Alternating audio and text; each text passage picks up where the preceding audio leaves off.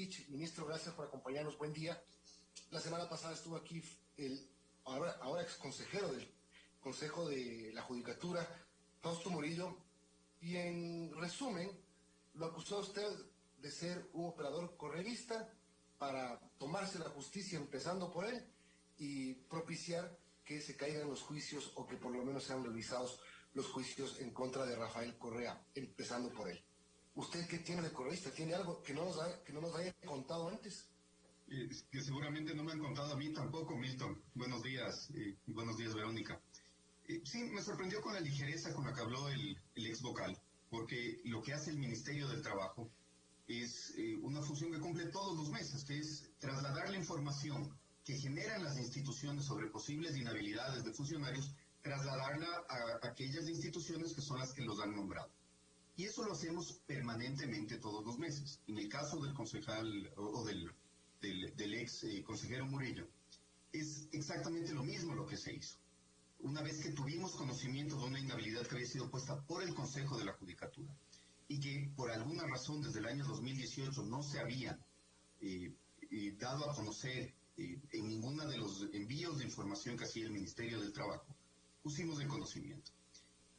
Y lamentablemente, en lugar de presentar oportunamente las pruebas a los que crean que tenía derecho tanto el Consejo de la Judicatura como el ex consejero para justificar la inhabilidad, tuvo una larga gira atacándome, como si yo hubiese sido el que generó la inhabilidad.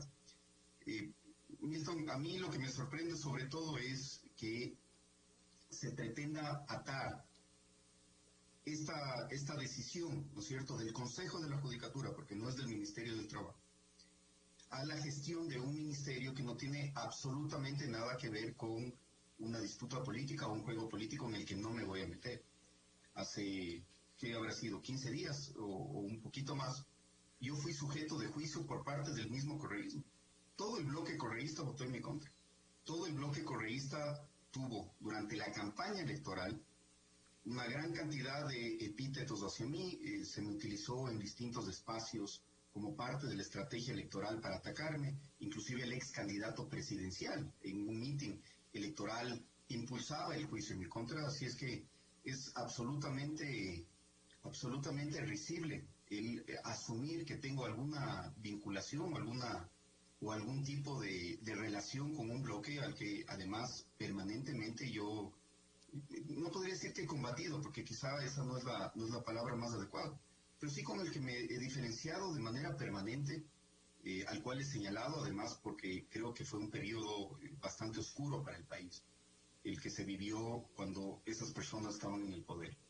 Y sobre todo un modelo con el cual yo estoy en absoluto desacuerdo. Creo que es un modelo bastante perverso que ha sumido en la pobreza a una serie de países y que estuvo muy cerca de sumirnos a nosotros en la miseria, al igual que a Venezuela, si es que continuábamos por esa senda. Si es que... La pregunta aquí es, ministro, ¿por qué desde el 2018 nadie se da cuenta de la inhabilidad?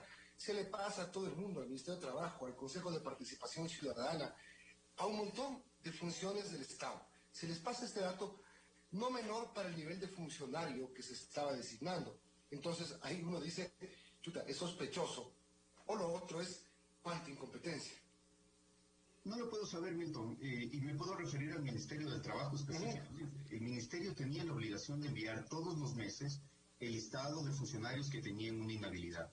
Y la institución que los nombra, de analizar si esa inhabilidad les estaba impidiendo no ejercer el cargo público.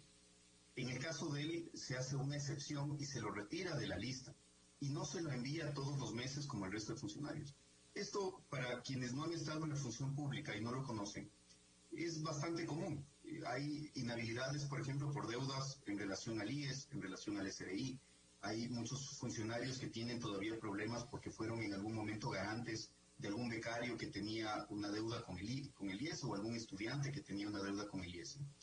Y todo el tiempo cuando les llegan a los funcionarios notificaciones de una inhabilidad, lo que hacen los funcionarios inmediatamente es o pagar lo que deben o llegar a un acuerdo de pago y notificar que se ha cumplido con ese requisito, y la institución a la cual le debían, por ejemplo, nos notifica que ya no se mantiene la inhabilidad. Se hace un análisis y para el siguiente ya esa inhabilidad retirada. Ese es un proceso absolutamente normal. Ese proceso normal, en este caso, no se había cumplido, no se estaba informando desde el ministerio.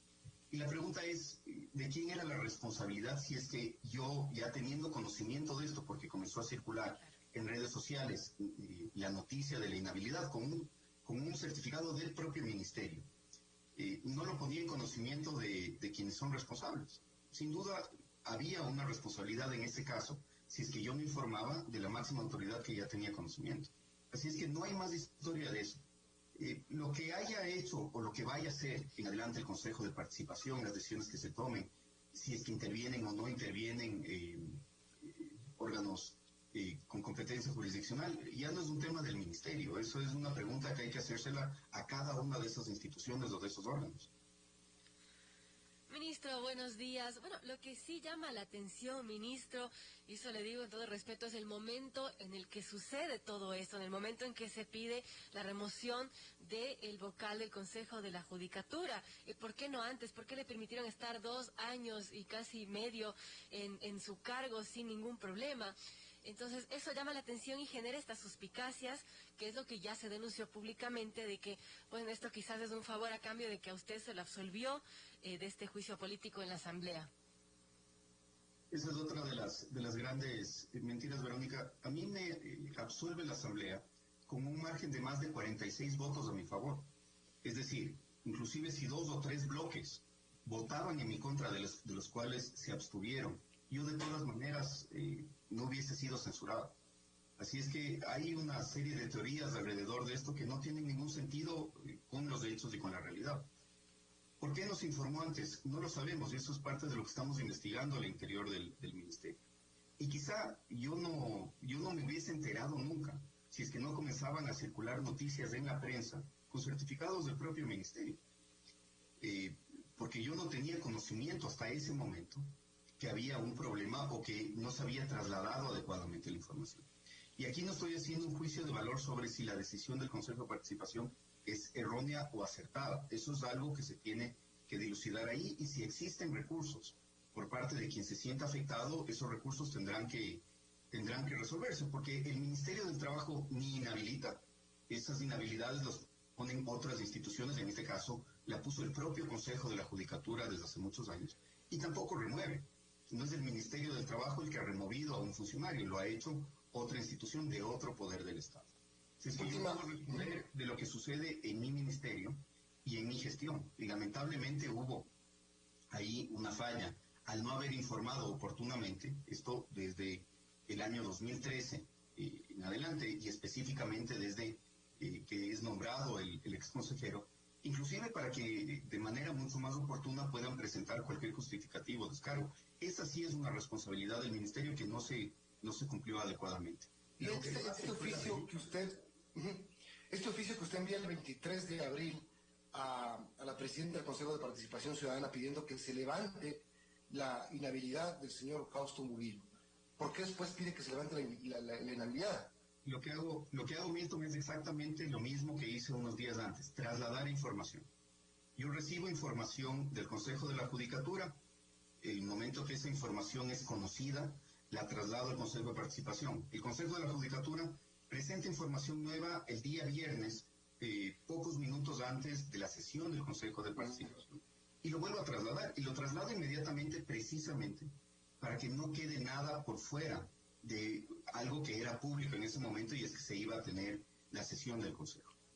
Y me demoré creo que 20 o 25 minutos en trasladar la información desde que la Judicatura nos envíe. De hecho, la Judicatura ha enviado información adicional el fin de semana al Ministerio, información que está siendo analizada por la Dirección de Control correspondiente, y será trasladada nuevamente en cuanto se termine ese análisis.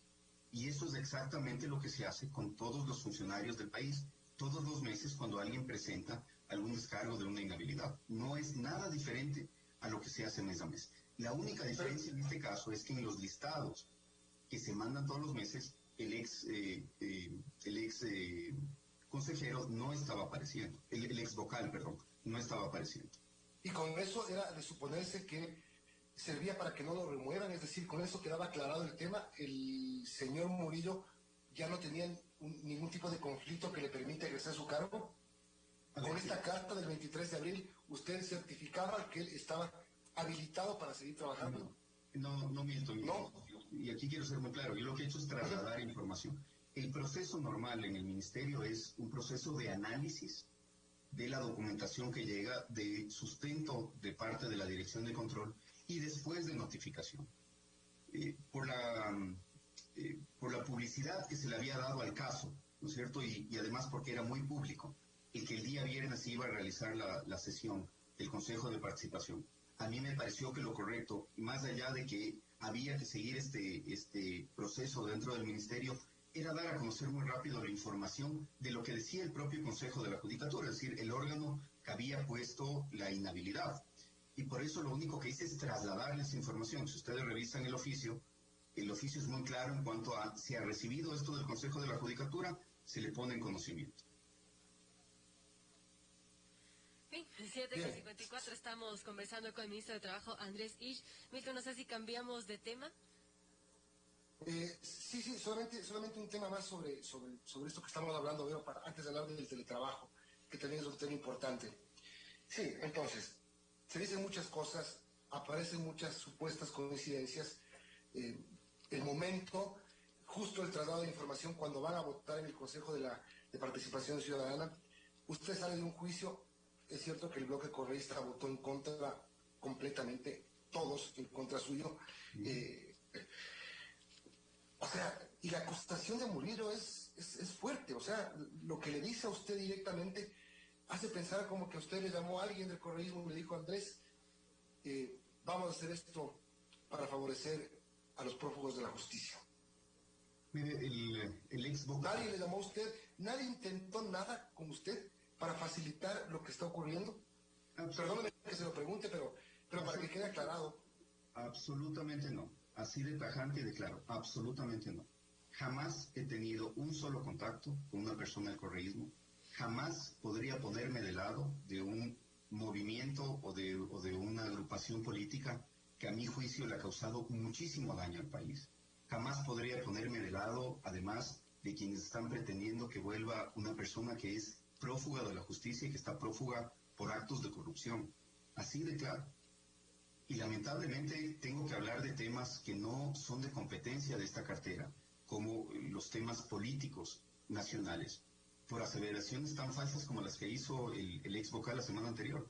Lo más increíble de esto es que pasó 3 días en varios medios atacándome sin haber presentado un solo escrito durante esos 3 días, sino hasta pocos minutos antes de la decisión del Consejo de Participación.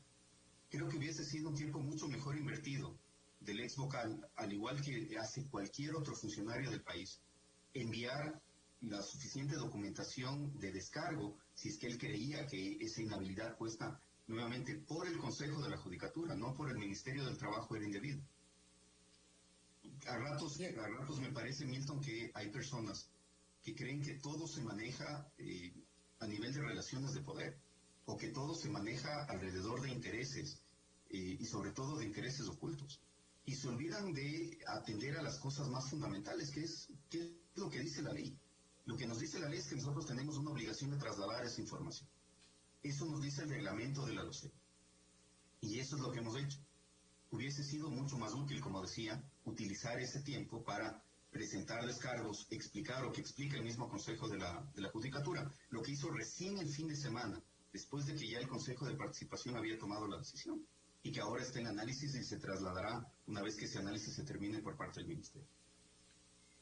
Bien, son las 7:58, ahora sí podemos cambiar de tema. Solamente para recordación de nuestros amigos oyentes, la votación de la Asamblea fue la siguiente, cuando se absolvió al ministro de Trabajo, y de 117 legisladores presentes, 45 votaron a favor, que corresponde a todo el bloque de Revolución Ciudadana, 3 del Partido Social Cristiano, 4 de Pachacuti, BIN y 2 del BADI. En contra se pronunciaron 15 asambleístas de AP, Suma e Independientes, y también hubo 56 abstenciones de los bloques de CREO, de AP, de BIN, PCC y BADI. Bueno, cambiando de tema, ministro, ¿qué pasa con el teletrabajo? Había escuchado declaraciones suyas que mencionaba que el empleador deberá justificar las funciones esenciales que no podrán ser ejecutadas en el teletrabajo, y aunque esto pues no está específicamente escrito en el decreto, sí rige esta disposición obligatoria del teletrabajo.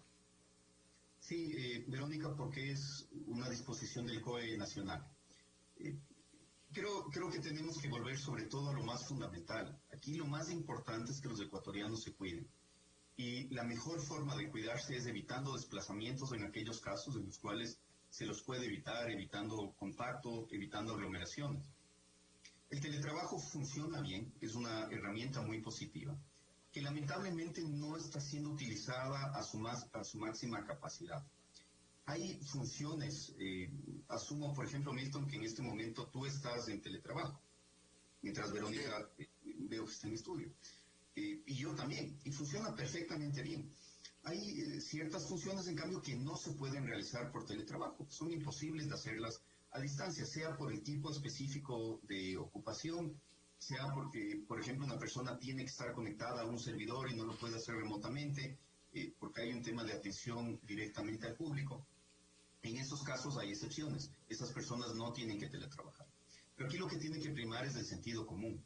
Y sobre todo si es que entendemos que el evitar el contagio es la mejor forma de ayudar a recuperar la economía, que el evitar el contagio también es la mejor forma de mantener solidez en las empresas.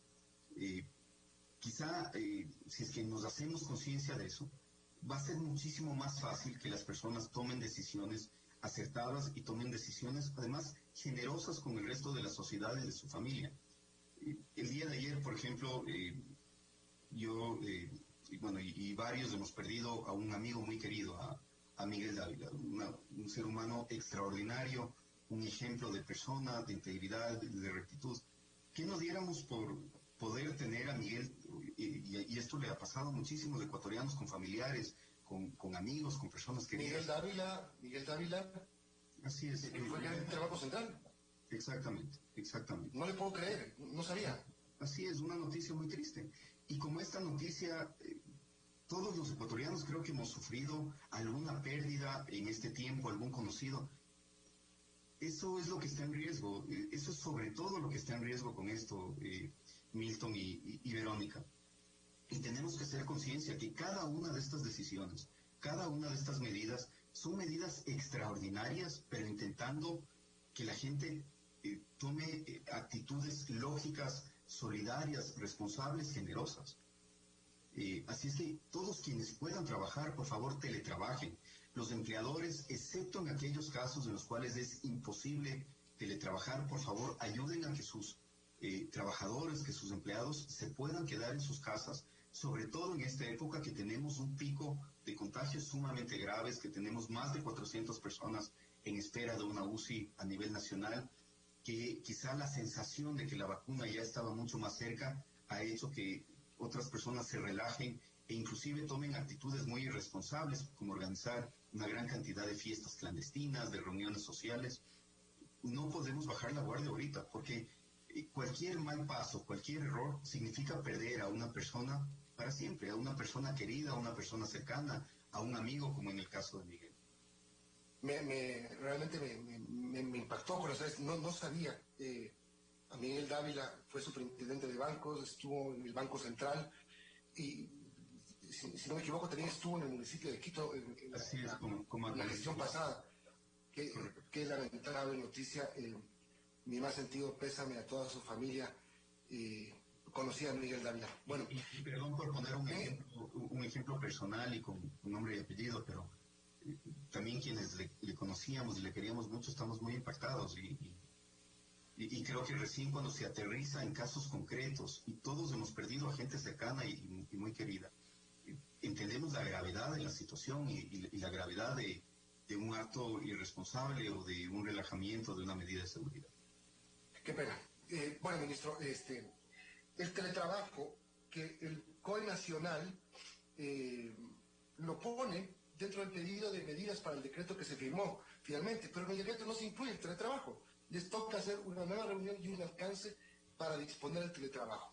Cuando el teletrabajo ha sido un tema bien importante durante todos estos 14 meses.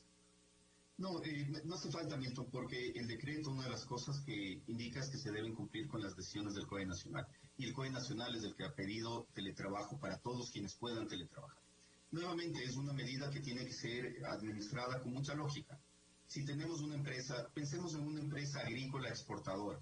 Puede ser que la gente que trabaja en post cosecha, en cosecha, los que están en la parte de transporte, evidentemente son actividades que no se pueden realizar a distancia. Quizá quien está en un área administrativa, en un área financiera, en un área de ventas, sí lo puede hacer. Cada persona que deja de ir a una oficina, a una empresa, cada persona que deja de tomar un bus o de salir a las calles, es una persona menos que está en riesgo o es una persona menos que está poniendo en riesgo a otra gente. Por lo tanto, esa lógica es la que debe imperar. No se trata ni de cerrar por completo negocios, ni de llegar a un aislamiento absoluto, sino de evitar el que tengamos después que tomar medidas mucho más radicales y que nuevamente nos confinen o nos afecten de manera grave la economía y sobre todo evitar que pérdidas o una saturación de hospitales generen problemas adicionales. El cumplimiento de la medida. Hay empresas y hay casos que yo me he enterado de gente que dice, no teletrabajo, tienes que venir como sea a trabajar. Y el otro, la empresa en la que tú trabajas te debería dar la facilidad, eso ya se estableció el año pasado mismo, Así es. para que tú puedas hacer teletrabajo en casa. Primero, que se respeten horarios. Segundo, que tengas el material tecnológico necesario para poder teletrabajar. ¿Cómo se está controlando eso? ¿O cuánto porcentaje de lo que se está haciendo hay de estas irregularidades? Se ha mejorado mucho cuando comenzamos con esto y puedo hablar desde que yo entré a la cartera en julio del año pasado. Habían muchísimas quejas y denuncias alrededor de abusos con el teletrabajo. En un primer momento me parece que había esta sensación de que si un trabajador estaba en su casa, pues entonces se le podía pedir cualquier cosa porque estaba descansando, entre comillas. Claro, Absolutamente erróneo.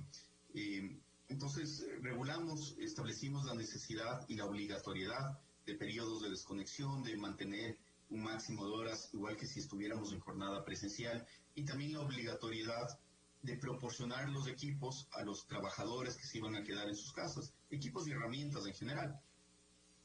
Porque yo decía, esto no es muy diferente a cuando una persona va a una empresa y le obligan a usar cierto equipo de protección o cierto equipo para trabajar. En la casa no tiene que ser diferente. Una persona tiene que poder tener su computador, el acceso a internet, las herramientas informáticas que hagan falta. Y estas denuncias disminuyeron mucho. Creo que fue una decisión acertada en profundizar en estas regulaciones y aclarar varias cosas.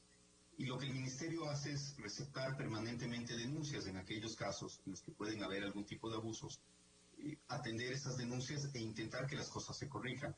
Aquí no se trata de perseguir ni de asfixiar a los ecuatorianos, sino de intentar generar relaciones mucho más justas. Y en algunos casos eso pasa simplemente por poder explicar las herramientas, las alternativas y las normas a quizá personas que no lo conocen.